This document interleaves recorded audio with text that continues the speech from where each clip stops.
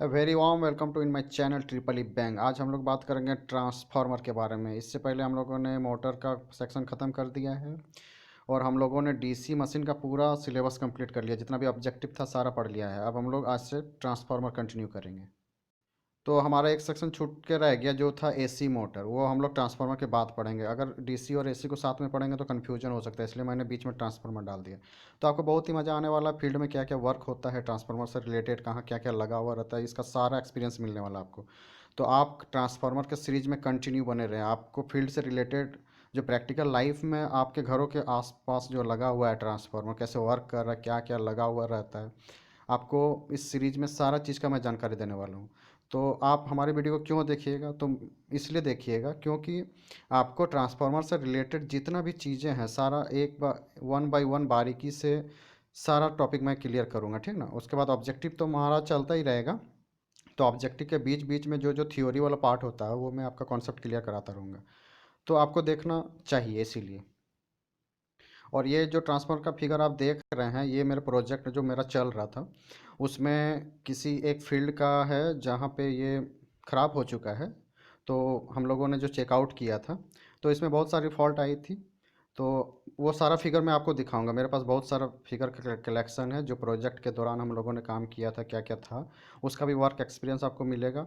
तो आप continue series पे बने रहें। तो चलिए बात करते हैं आज ट्रांसफार्मर से, उसका सवाल देखते हैं ऑब्जेक्टिव। चलिए, तो आज का हमारा पहला सवाल है which of the following does not change in a transformer. बोल रहा है कि ट्रांसफार्मर में इन ऑप्शंस में से कौन सा चेंज नहीं होता है। तो हमेशा याद रखना है कि ट्रांसफार्मर में जो ना फ्रीक्वेंसी कभी चेंज नहीं होता। हम लोगों ने सुना होगा सीटी, पीटी। सीटी में क्या होता है, करंट ट्रांसफार्मर, पोटेंशियल ट्रांसफार्मर। इसमें क्या होता है, करंट को स्टेप अप स्टेप डाउन करते हैं हम लोग।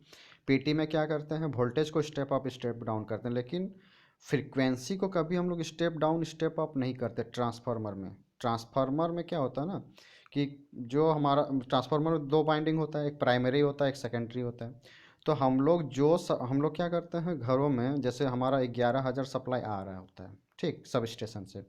और हम लोग जो हमारा घर है, घर में हमारा सेकेंडरी का जो वाइंडिंग रहता है वो डायरेक्ट कनेक्शन दिया हुआ रहता है घरों तक। तो घरों में हमको 230 वोल्ट चाहिए होता है। तो अब हमारा 11,000 वोल्ट आ रहा है, हमको चाहिए 230 वोल्ट। तो हम लोग उस टाइम क्या करते हैं, वोल्टेज को स्टेप डाउन करते हैं, ठीक ना।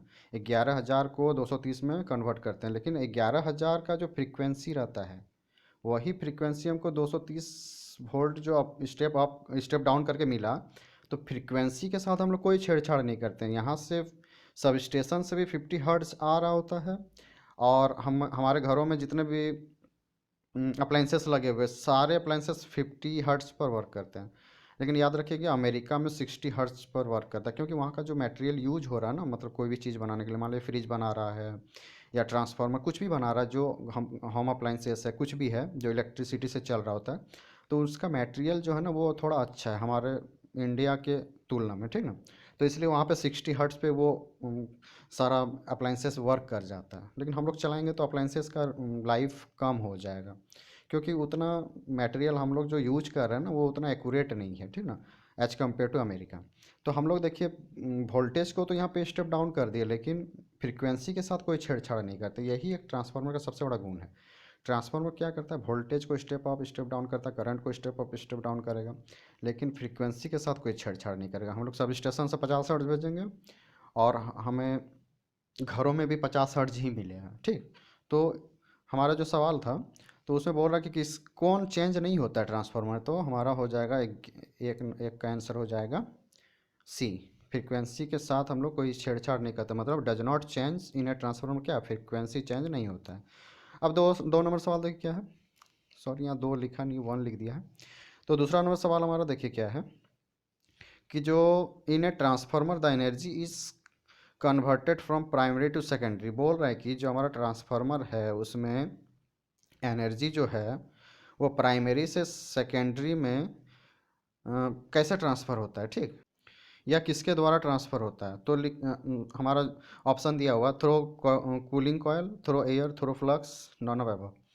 तो देखिए ट्रांसफार्मर में क्या होता है, ये हमारा ट्रांसफार्मर का डायग्राम है, ठीक। तो इसमें क्या होता है, हमारे यहाँ पे प्राइमरी वाइंडिंग होगा, यहाँ पे होगा हमारा सेकेंडरी वाइंडिंग, ठीक। तो ये हमारा स्टील आयरन का कोर लगा रहता है, ठीक। तो जैसे हम लोग सप्लाई देंगे यहाँ पे वोल्टेज अप्लाई करेंगे 50 हर्ट्ज वाला 11,000 का।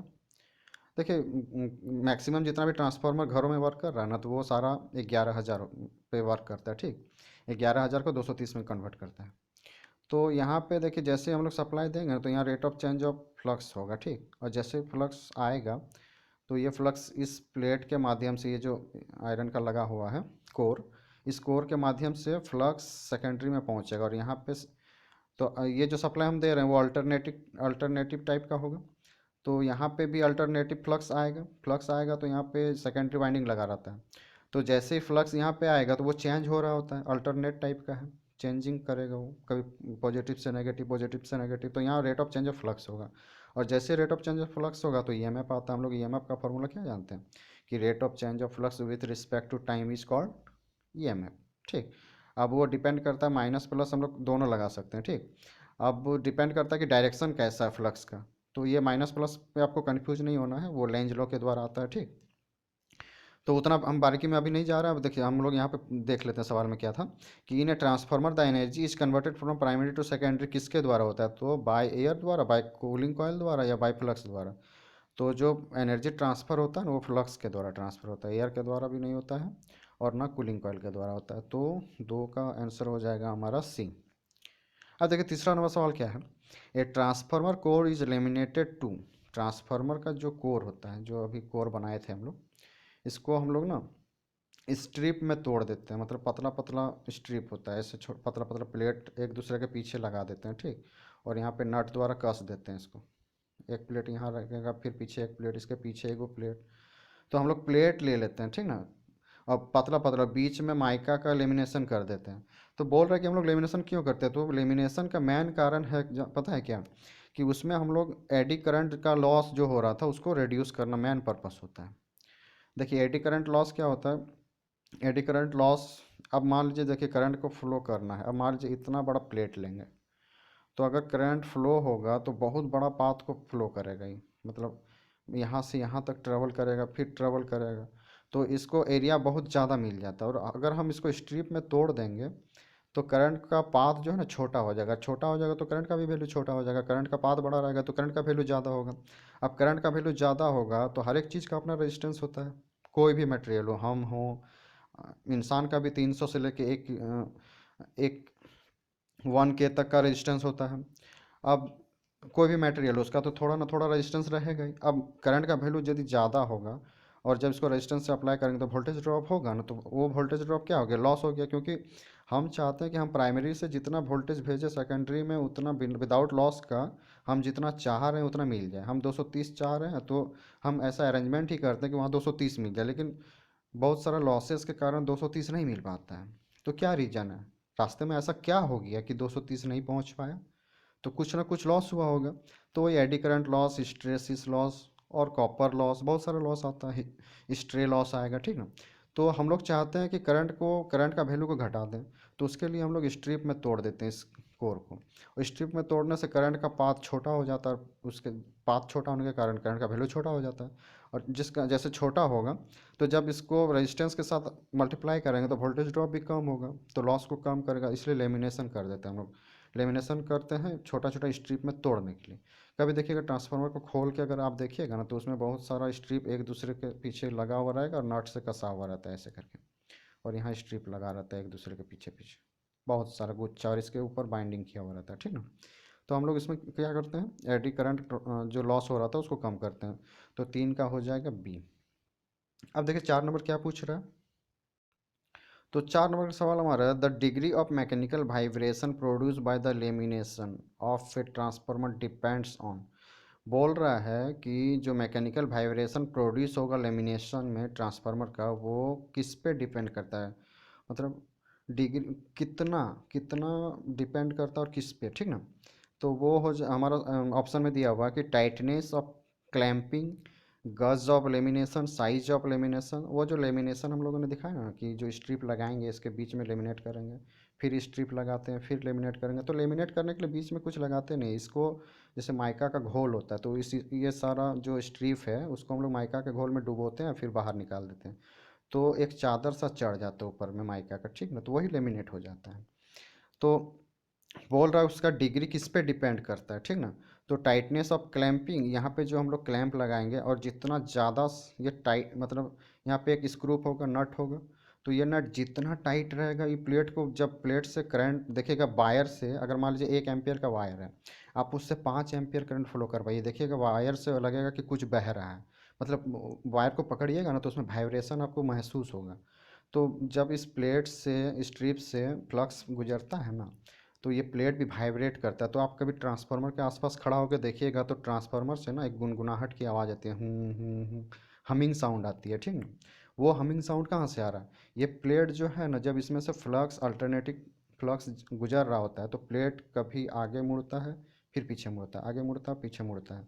तो इस कारण से ना वाइब्रेशन प्रोड्यूस हो जाता है, और वो वाइब्रेशन हमें हनहनाहट की आवाज़ के द्वारा सुनाई देता है, हन हन हन हन हन करेगा, देखिएगा ट्रांसफार्मर के सामने कभी खड़ा होइएगा तो वहाँ से एक साउंड आता है जिसको हम लोग हमिंग साउंड बोलते हैं, ठीक ना। तो अगर ये जितना टाइट रहेगा तो उसको हिलने नहीं देगा इस स्ट्रिप को, तो वाइब्रेशन जो है ना कम होगा। तो वही डिग्री, डिग्री का मतलब वही हो गया कि कितना एक्यूरेट, ठीक ना। अब गज ऑफ लेमिनेशन, लेमिनेशन का कितना एरिया है, मतलब कितना लेमिनेट किए हम लोग। उसके बाद साइज ऑफ लेमिनेशन, लेमिनेशन का साइज कितना है, ठीक ना। तो ये तीनों पे डिपेंड करेगा, मैकेनिकल वाइब्रेशन जो ट्रांसफार्मर में प्रोड्यूस होता है वो तीनों पे डिपेंड करेगा। तो हमारा आंसर हो जाएगा 4 का डी, ऑल ऑफ एबव। अब देखिए 5 नंबर सवाल क्या पूछ रहा है, the no load current drawn transformer is usually what percent of the full load current. बोल रहा है कि जब ट्रांसफार्मर में कोई लोड लगा हुआ नहीं है, जैसे ट्रांसफार्मर, हमारा ट्रांसफार्मर है ये, मान लीजिए, ठीक। अब यहाँ पे 11,000 का सप्लाई हम लोगों ने दे दिया। अब यहाँ पे सेकेंडरी वाइंडिंग है, यहाँ पे हम लोग ने सेकेंडरी वाइंडिंग को जब स्टार्टिंग में देखिएगा, जब गांव में हम लोग ट्रांसफार्मर को प्लेस करते हैं तो उस टाइम क्या करते हैं ना, एक दिन के लिए ट्रांसफार्मर पे लोड नहीं डालते हैं। तो वो हो गया नो लोड कंडीशन, मतलब ट्रांसफार्मर में कोई लोड लगा हुआ नहीं है, ठीक। तो उस टाइम में जैसे मान लीजिए हम लोग इसमें जब लोडिंग डाल देते हैं, मान लीजिए 230 वोल्ट यहाँ से सप्लाई होगा और लोड डाल चुके हैं, फुल लोड पे वर्क कर रहा है, तो वहाँ से कुछ ना कुछ करंट फ्लो होगा, मान लीजिए 10 एम्पियर या 100 एम्पियर फ्लो हो रहा है, ठीक, फुल लोड कंडीशन में, जब हम लोग लोड लगा दिए हैं। लेकिन जब हम लोगों ने लोड नहीं लगाया है उस टाइम भी थोड़ा ना थोड़ा करंट फ्लो होगा, ठीक ना। तो पूछ रहा कि वो कितना परसेंट होता है। जैसे मान लीजिए 100 एम्पियर का हम लोगों ने सेकेंडरी वाइंडिंग को बनाया कि 100 एम्पियर करंट फ्लो होगा। अब फुल लोड कंडीशन में, सॉरी, 100 एम्पियर में चला रहे हैं, जब फुल लोड होगा तब हम लोगों ने ट्रांसफार्मर को डिज़ाइन ही किया है कि 100 एम्पियर उसका सेकेंडरी करंट होगा, ठीक। अब हम लोगों ने उसको, उस पर जो लोड लगा हुआ था उसको खोल दिए। आप देख रहे हैं कि वहाँ से नो लोड कंडीशन में भी थोड़ा बहुत लीकेज करंट फ्लो होता है, ठीक ना। तो वो होता है 2 से 5 एम्पियर के बीच, ठीक। तो 100, फुल लोड में 100 था, अब 2 एम्पियर फ्लो हो रहा है नो लोड में, तो 100 का कितना परसेंट हो गया, 2% हुआ या 5% हो गया, हुआ ना। कि 100, अगर मान लीजिए यहाँ पे 200 एम्पियर का डिजाइन करते तो ये कितना परसेंट होता है, 1% होता, 5, 2.5% होता, ठीक। तो ये परसेंटेज का सवाल आप अगर बनाते हैं तो आपको आसानी से समझ में आएगा। तो वही पूछ रहा है कि no load current, full load current का कितना परसेंट होता है, तो वो होता है 2 से लेके 5, ठीक। तो इसका आंसर हो जाएगा 5 का बी, कि नो लोड करंट जो होता है वो फुल लोड करंट का 2 से 5% होता है। अब चाहे ट्रांसफार्मर 500 एम्पियर का हो तो उसका 2% जितना होगा आप निकाल सकते हैं, ठीक ना। अब देखिए 6 नंबर सवाल क्या पूछ रहे हैं। हमारा 6 नंबर का सवाल है कि the path of a magnetic flux in a transformer should है। तो देखिए फ्लक्स का पाथ कौन सा था, ये ट्रांसफार्मर का कोर है, ठीक। तो जो हमारा फ्लक्स का पाथ होगा, यहाँ पे वाइंडिंग होगा, तो फ्लक्स इस पाथ से होकर गुजरेगा, ठीक। तो इस पाथ का जो है ना रिलैक्टेंस कम होना चाहिए। देखिए हमारा सर्किट दो तरह का होता है, एक होता है इलेक्ट्रिकल सर्किट, एक होता है मैग्नेटिकल सर्किट। इलेक्ट्रिकल सर्किट में जो फ्लो होता है वो करंट कहलाता है, मैग्नेटिक सर्किट में जो फ्लो होता है वो फ्लक्स कहलाता है, ठीक। तो इस, और करंट को रोकने का काम जो करता है उस प्राणी को रेजिस्टेंस कहते हैं, और फ्लक्स को रोकने का काम जो करता है उस प्राणी को रिलक्टेंस कहते हैं। इतना आपको याद रखना है, ठीक। जैसे V बराबर होता है आई आर, तो रिलक्टेंस, रेजिस्टेंस को हम लोग R से डिनोट करते हैं और रिलक्टेंस को S से। तो उसी प्रकार एमएमएफ भी हो गया ईएमएफ। इलेक्ट्रिकल सर्किट में ईएमएफ होता है, मैग्नेटिक सर्किट में एमएमएफ होता है। तो ईएमएफ बराबर हो गया आई इंटू आर, तो एमएमएफ बराबर होता है फाई इंटू एस। ठीक, अब देखिए, तो मैग्नेटिक सर जो हमारा कोर था इसका पाथ का जो है ना, हम लोग हमेशा चाहते हैं कि इलेक्ट्रिकल सर्किट में रेजिस्टेंस कम हो, उसी प्रकार मैग्नेटिक सर्किट में हम लोग हमेशा चाहते हैं कि उसमें रिलक्टेंस कम हो। तो इस मैग्नेटिक पाथ का क्या कम होना चाहिए, रिलक्टेंस, ताकि वो फ्लक्स को कम रोके। तो देखिए इसमें क्या है, the path of a magnetic flux in a transformer should have high reluctance low reluctance. Resistance तो होगा नहीं, मैग्नेटिक सर्किट है, फ्लक्स का काम क्रिया हो रहा है, तो यहाँ पे रेजिस्टेंस का कोई काम ही नहीं है, तो यहाँ रिलक्टेंस का काम होगा। तो हम लोग हमेशा चाहेंगे तो लो रिलक्टेंस उस पाथ का, ठीक ना। तो 6 का हो जाएगा डी। अब देखिए 7 नंबर सवाल क्या पूछ रहा है। अब 7 नंबर सवाल है, no load on a transformer is carried out to determine. बोल रहा है कि हम लोग जो नो लोड ट्रांसफार्मर में जो नो लोड लगाते हैं, तो हमको क्यों, मतलब क्या डिटरमाइन करता है, वो निकाल के हमको क्या देता है।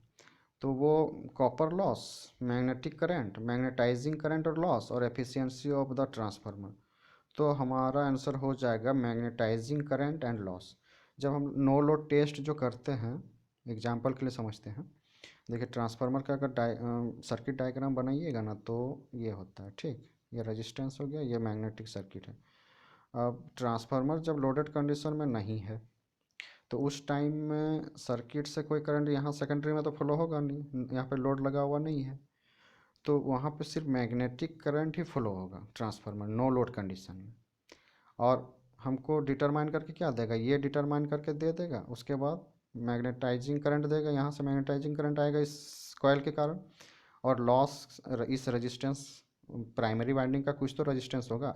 ये कॉयल है, तो कॉयल का ही ये पार्ट है, ठीक ना। तो जिस इस कॉयल के में कितना लॉस हो रहा है वो हमको यहाँ से मिल जाएगा, और रेजिस्टेंस में कितना लॉस हो रहा है तो वो हमको लॉस के फॉर्म में मिलेगा, ठीक।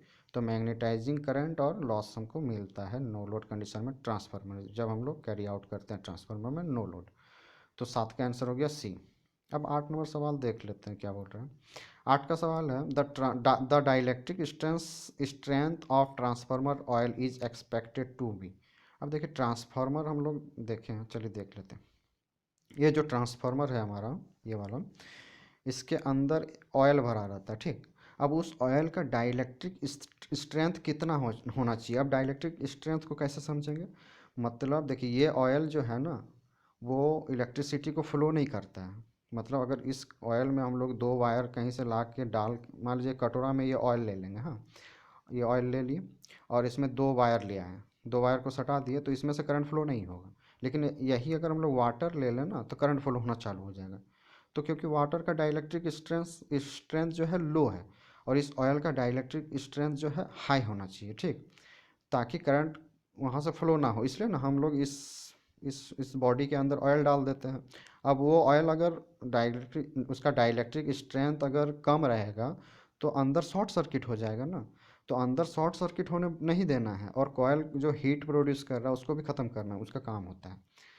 मेन पर्पस तो उसका है कि कूलिंग प्रोवाइड करना, ठीक। अब कूलिंग प्रोवाइड करेगा, हम लिक्विड अंदर डाल रहे हैं, मान लीजिए पानी डाल देंगे तो शॉर्ट सर्किट हो जाएगा, सारा बर्बाद हो जाएगा अंदर का कॉयल वगैरह सब। अब हम चाह रहे हैं कि कॉयल कूल रहे, तो ऐसा मटेरियल डालेंगे जो अंदर शॉर्ट सर्किट ना करे। तो उस मटेरियल को डालें, उस मटेरियल को डालेंगे जिसका डाइलेक्ट्रिक स्ट्रेंथ हाई होगा। डाइलेक्ट्रिक स्ट्रेंथ हाई का मतलब है कि वो कितना देर तक करंट को रोक के रख सके, अपने अंदर से फ्लो होने ना दे, ठीक। वो उसका स्ट्रेंथ कहलाता है। तो सबका अलग अलग होता है। तो ये ऑयल जो है ना 33 केवी तक के वोल्टेज को जो है ना सह सकता है। उससे एबव हम लोग वोल्टेज बढ़ाएंगे ना, तो ये शॉर्ट सर्किट हो जाएगा ऑयल। मतलब इस ऑयल से होके करंट फ्लो होना चालू हो जाएगा। यही हो गया हमारा डाइलेक्ट्रिक स्ट्रेंथ, मतलब कितना देर तक रोक के रख पाया करंट को, ठीक। उम्मीद करते हैं कि आपको समझ में आ गया होगा। तो देखिए ये ऑयल हम लोग यहाँ से फील करते हैं, यहाँ से, ठीक ना। तो चलिए हम लोग देख लेते हैं सवाल क्या था। तो इसका आंसर हो जाएगा 8 का हो जाएगा बी। 33 के बी तक इसका डाइलेक्ट्रिक स्ट्रेंथ होता है, ठीक। इससे अब आप वोल्टेज बढ़ाएंगे तो उस ऑयल से करंट फ्लो होना चालू हो जाएगा। और 33 के बी तक रखेंगे तो उस ऑयल से, वो ऑयल इतना दमदार है कि अपने अंदर से करंट को फ्लो होना नहीं देगा, ठीक। तो वही कहलाया डाइलेक्ट्रिक स्ट्रेंथ। तो 8 का हो गया बी। अब देखिए 9 नंबर सवाल क्या पूछ रहा है, Sumpner's test is conduct on transformer to determine. बोल रहा है सबनर्स टेस्ट जो है हम लोग ट्रांसफार्मर में क्यों करते हैं, क्या फाइंड आउट करने के लिए करते हैं, मतलब क्या प्राप्त करते हैं, किस चीज़ को प्राप्त करने के लिए करते हैं। तो हम लोग जो सबनर टेस्ट करते हैं वो ट्रांसफार्मर का हीटिंग प्रॉब्लम, मतलब ट्रांसफार्मर का हीटिंग टेस्ट के लिए करते हैं। मतलब देखिए आप मान लीजिए हम ट्रांसफार्मर फैक्ट्री में डिज़ाइन कर रहे हैं, तो हमको सारा चीज़ का स्टडी करना पड़ेगा ना कि ट्रांसफार्मर में कितना इतना वोल्ट तक और इतना टाइम तक चलाएंगे तो कितना गर्म होगा। क्योंकि कोई भी चीज़ गर्म होगा और एक्सिस गर्म हो जाए तो क्या हो जाएगा, वो तो या तो जल जाएगा या तो ब्लास्ट करेगा। तो सारा चीज़ प्रिकॉशन देख के हमको डिज़ाइन करना पड़ता है ट्रांसफार्मर को, ठीक ना।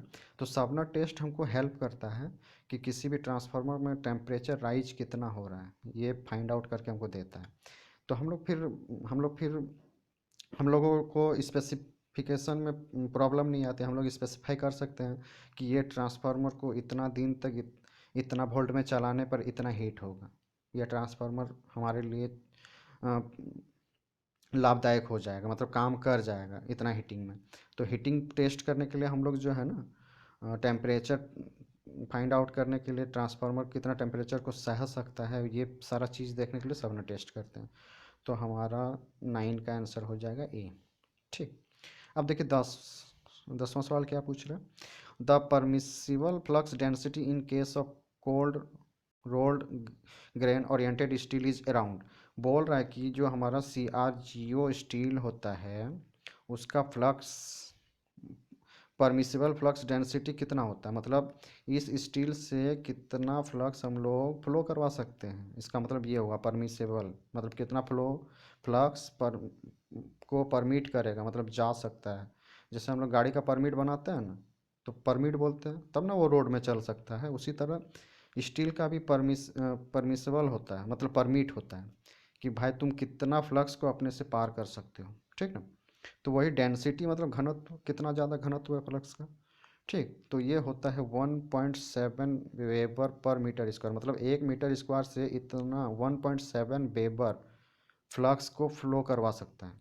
देखिए फ्लक्स क्या है, जैसे मान लीजिए एक बाल्टी में पानी है, ठीक। तो टोटल पानी जो है उसको हम लोग बोल देंगे मैग्नेटिक फील्ड, और उस पानी से अगर हम लोग एक कटोरा पानी बाहर निकाल लेते हैं तो वो होता है हमारा फ्लक्स, ठीक ना। तो मैग्नेटिक फील्ड ही फ्लक्स है, ठीक ना। तो लेकिन स्पेसिफिक एरिया होना चाहिए कि अब मान लीजिए पूरी धरती इतना बड़ा है और यहाँ पे चारों ओर मैग्नेटिक फील्ड है, तो हम सबको भी स्टडी तो नहीं कर सकते ना।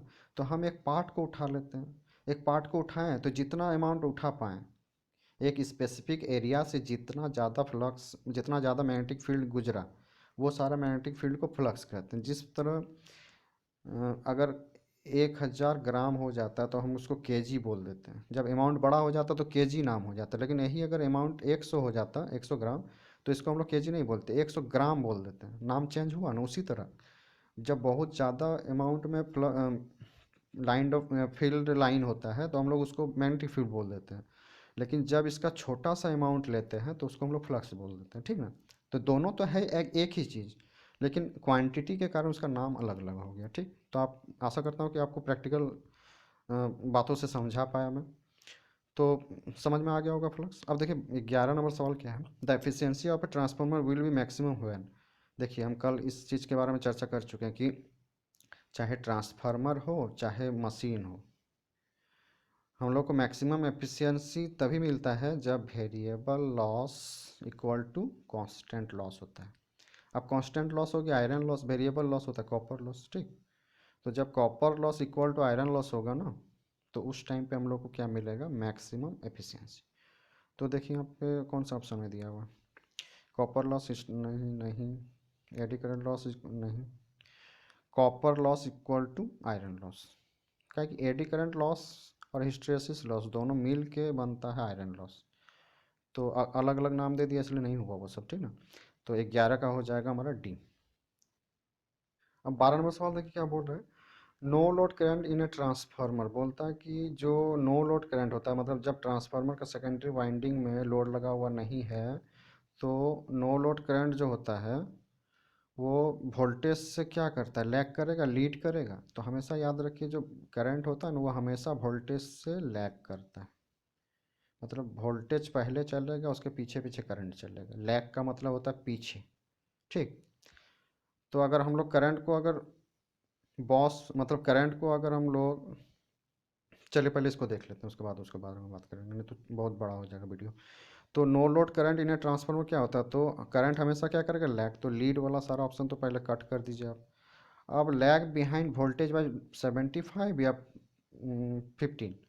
तो हमेशा याद रखिएगा जो नो लोड करंट होता है ना वो 75 डिग्री लैग करता है, ठीक ना, वोल्टेज से। तो 12 का आंसर हो जाएगा हमारा ए। हाँ ए। अब देखिए 13वां सवाल क्या है, the purpose of providing an iron core in a transformer is to. देखिए हम लोग चाहते हैं तो ये वाला पार्ट जो कोर है, कोर का ये वाला पार्ट हटा सकते थे। यहाँ पे वाइंडिंग करते और यहाँ पे वाइंडिंग करते तो डायरेक्ट एयर के द्वारा हम लोग फ्लक्स को पहुँचाते। लेकिन उसमें क्या हो जाता है ना, बहुत ज़्यादा लॉसेस होता है। हम लोग जितना यहाँ से भेजते हैं ना उतना नहीं पहुँच पाता, क्योंकि एयर का भी रेजिस्टेंस है और उसका रिलेक्टेंस जो है ना वो हाई होता है, जिस कारण से फ्लक्स को रोक देता है और वो सेकेंडरी में नहीं पहुंच पाता। तो हम लोग चाहते हैं कि एक ऐसा मटेरियल यूज करें जो मान लीजिए यहाँ से 1.7 वेबर निकला, ठीक, तो यहाँ पे 1.6 या 7 पहुँच जाना चाहिए। तो उसके लिए हम लोग आयरन कोर का यूज कर लिए, ठीक, स्टील कोर जो है CRGO स्टील का यूज कर लिए। तो वो क्या करेगा ना, जितना भी फ्लक्स आसपास यहाँ पे मतलब जनरेट होगा, उस फ्लक्स को क्या करेगा, इसके अपने रास्ते से ले जाएगा, मतलब एयर के द्वारा पार होने नहीं देगा। एयर में जितना लॉस हो रहा था ना उसको अपनी ओर खींचेगा और इस रास्ते से पार करके सेकेंडरी में पहुंच जाएगा। तो हम लोग इसलिए यूज किए ताकि फ्लक्स जो है वो इजीली पहुंच पाए सेकेंडरी में, ठीक ना। अब फ्लक्स इजीली पहुंच पाएगा इसका मतलब क्या हुआ कि इसका एज कम्पेयर टू एयर, इसको इस आयरन कोर का रिलक्टेंस कम है। रिलक्टेंस कम है तभी ना फ्लक्स को ज़्यादा खींच रहा है। फ्लक्स का दुश्मन कौन है, रिलक्टेंस। करंट का दुश्मन है रजिस्टेंस। उसी प्रकार फ्लक्स का दुश्मन कौन है, रिलक्टेंस। तो इस पाथ का रिलक्टेंस कम है, इसलिए ज़्यादा से ज़्यादा आदमी इधर से होकर इधर गुजर जा रहा है, ठीक ना। तो यहाँ पे देखिए ऑप्शन में क्या दिया, the purpose of providing iron core in a transformer is to provide support of the winding, no. Reduce hysteresis loss, no. Decrease the reluctance of the magnetic path, देखिए मैग्नेटिक पाथ का reluctance को कम करता है। तो 13 का answer हो जाएगा सी। अब 14 नंबर सवाल देखिए, क्या पूछ रहा है, which of the following is not a part of transformer installation. बोल रहा है कि इन चारों में से कौन ट्रांसफार्मर का पार्ट नहीं है जब ट्रांसफार्मर को इंस्टॉल करते हैं। तो कंजर्वेटर तो पार्ट है, ब्रीदर भी पार्ट है, बुकोज रिले भी इसका पार्ट है, लेकिन एक्साइटर जो है ना वो ट्रांसफार्मर का पार्ट नहीं है। तो 14 का हो जाएगा डी। ये सब चीज़ें आपको दिखा देंगे, चलिए दिखा देते हैं अभी। तो देखिए जो हमारा कंजर्वेटर है वो तो ये हो गया, ये कंजर्वेटर हो गया। अब हमारा दूसरा क्या है, बुकोज रिले। तो बुकोज रिले इस, देखिए इसके इसके बीच लगा रहता है। ये टैंक और ये टैंक के बीच में बुकोज रिले यहाँ पे लगा रहता है, ठीक ना। और उसके बाद हमारा ब्रीदर, देखिए ये रेड जैसा जो दिख रहा है ये हमारा ब्रीदर है, ये रेड वाला, ठीक ना। तो ये जो रेड वाला पोर्शन है हमारा, ये हमारा ब्रीदर कहलाता है, ठीक। और उसके बाद देखिए एक्साइटर का यूज कहीं नहीं है ट्रांसफार्मर में, ठीक। तो ब्रीदर, बुकोज रिले और कंजर्वेटर टैंक। ये कंजर्वेटर टैंक जो है ये, और इस टैंक में जब ऑयल हीट होता है ना, जब कॉयल से करंट फ्लो होगा तो कॉयल हीट होगा। हीट होगा तो ऑयल को भी हीट करेगा, क्योंकि ऑयल का काम है कि उसका हीट को ऑब्जॉर्व करना। तो कॉयल का हीट को ऑब्जॉर्व करेगा तो ऑयल है तो वो हीट होगा तो वो अपना वॉल्यूम को इंक्रीज करेगा। और जैसे वॉल्यूम इंक्रीज करेगा तो ट्रांसफार्मर का एरिया तो यहाँ पे फिक्स्ड है। तो और फिक्स्ड है और ये ऑयल पूरी तरह भरा रहता है ऑयल से, ठीक। ये टैंक पूरी तरह ऑयल से भरा रहता है। तो जैसे हीट होगा तो वॉल्यूम इंक्रीज करेगा, वॉल्यूम इंक्रीज करेगा तो इस टैंक से ऑयल यहाँ पे कंजर्वेटर टैंक में जाके जमा होगा।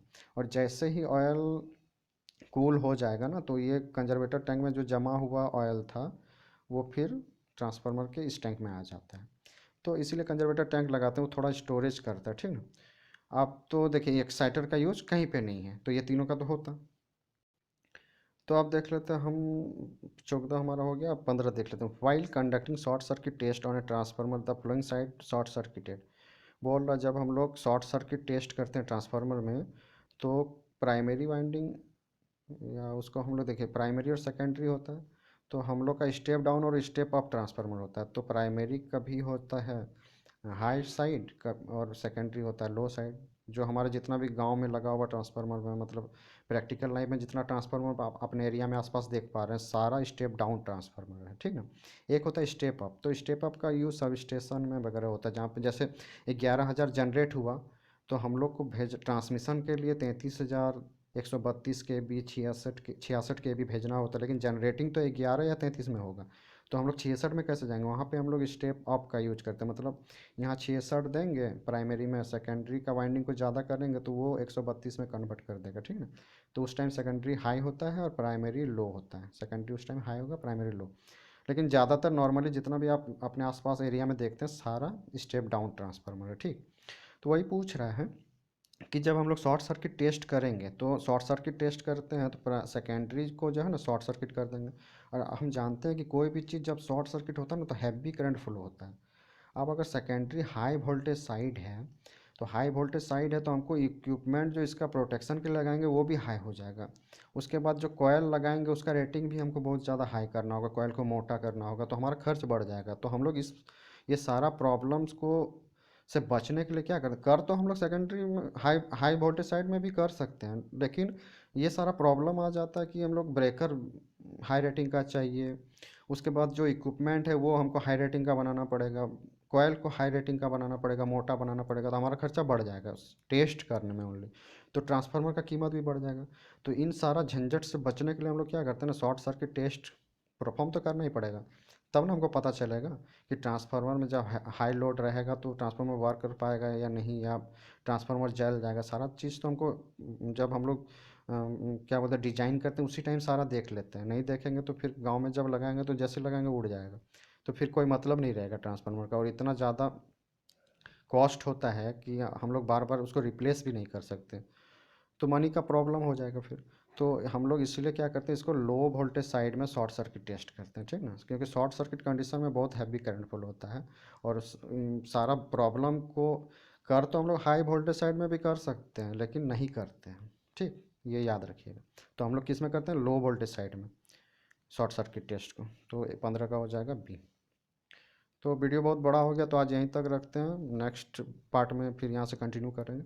तो थैंक्स फॉर वॉचिंग। अगर आपने चैनल को सब्सक्राइब नहीं किया तो सबसे पहले चैनल को सब्सक्राइब करो, ज़्यादा से ज़्यादा दोस्तों में शेयर करें ताकि ज़्यादा से ज़्यादा लोगों की हेल्प हो सके। और आप यकीन मानिए, आपको ट्रांसफार्मर का एक एक फिगर दिखा के मैं सारा ऑब्जेक्टिव करवाने वाला हूँ। और मेरा फील्ड का जितना एक्सपीरियंस है वो सारा शेयर करने वाला हूँ कि फील्ड में वर्क कैसे होगा, ट्रांसफार्मर कैसे कैसे लगा हुआ रहता है, क्या क्या है। तो चैनल में बने रहें, आपको बहुत सारा चीज़ जानने को मिलेगा। अगर आप स्टूडेंट हैं ना तो बहुत सारा चीज़ यहाँ से जानने को मिलेगा, ठीक है। तो थैंक्स फॉर वॉचिंग।